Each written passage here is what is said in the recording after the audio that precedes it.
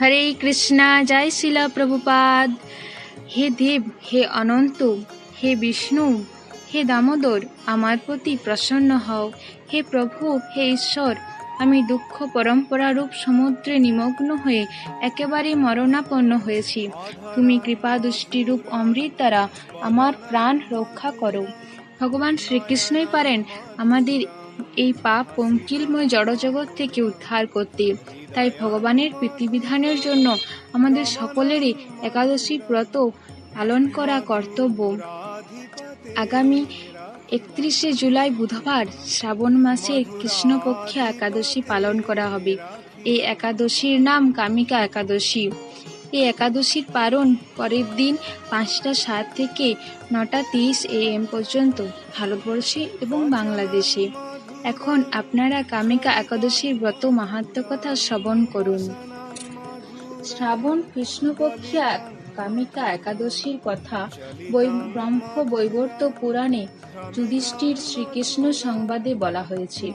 যুধিষ্ঠির মহারাজ শ্রীকৃষ্ণকে বললেন, হে গোবিন্দ, হে বাসুদেব, শ্রাবণ মাসের কৃষ্ণপক্ষের একাদশীর নাম এবং মাহাত্ম্য সবিস্তারে আমার কাছে বর্ণনা করুন। তা শুনতে আমি অত্যন্ত কৌতূহলী। প্রত্যুত্তরে ভক্তবৎসল ভগবান শ্রীকৃষ্ণ বললেন, হে রাজন, পূর্বে দেবর্ষি নারদ প্রজাপতি ব্রহ্মাকে এই প্রশ্ন করলে তিনি যে উত্তর প্রদান করেছিলেন, আমি এখন সেই কথাই বলছি। আপনি মনোযোগ সহকারে তা শ্রবণ করুন।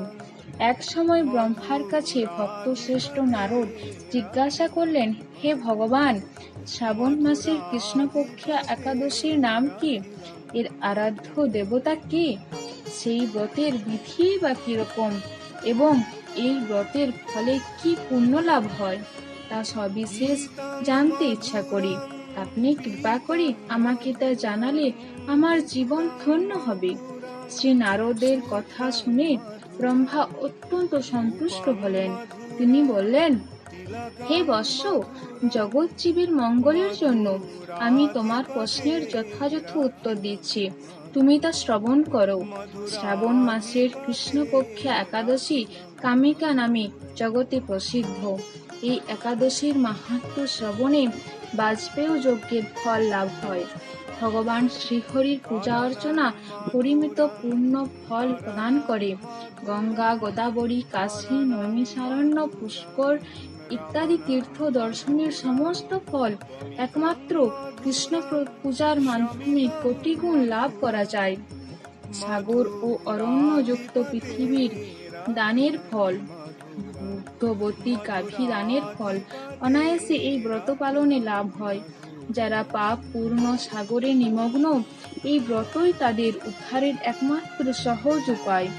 এরকম পবিত্র পাপনাশক শ্রেষ্ঠ ব্রত আর জগতে নেই। শ্রীহরি স্বয়ং এই মাহাত্ম্য কীর্তন করেছেন।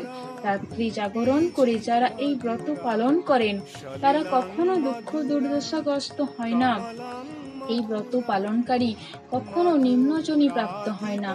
কেশব প্রিয়া তুলসী পত্রে যিনি শ্রীহরির পূজা করেন, পদ্ম পাতার জলে মতো তিনি পাপে নির্লিপ্ত থাকেন। তুলসী পত্র দিয়ে বিষ্ণু পূজায় ভগবান যেমন সন্তুষ্ট হন, মুনি মুক্তি মূল্যবান রত্ন মাধ্যমেও তেমন প্রীত হন না। যিনি কেশবকে তুলসী মঞ্জুরি দিয়ে পূজা করেন তার জন্মার্জিত সমস্ত পাপ ক্ষয় হয়ে যায়। এই প্রসঙ্গে ব্রহ্মা বললেন, হে নারদ, যিনি তুলসীকে প্রত্যহ দর্শন করেন তার সকল পাপরাশি বিদূরিত হয়ে যায়। যিনি তাকে স্পর্শ করেন তার পাপ মলিন দেহ পবিত্র হয়। তাকে প্রণাম করলে সমস্ত রোগ দূর হয়। তাকে জলসিঞ্চন করলে যমও তার কাছে আসতে ভয় পান। শ্রীচরণে তুলসী পত্র অর্পিত হলে ভগবত ভক্তি লাভ হয়।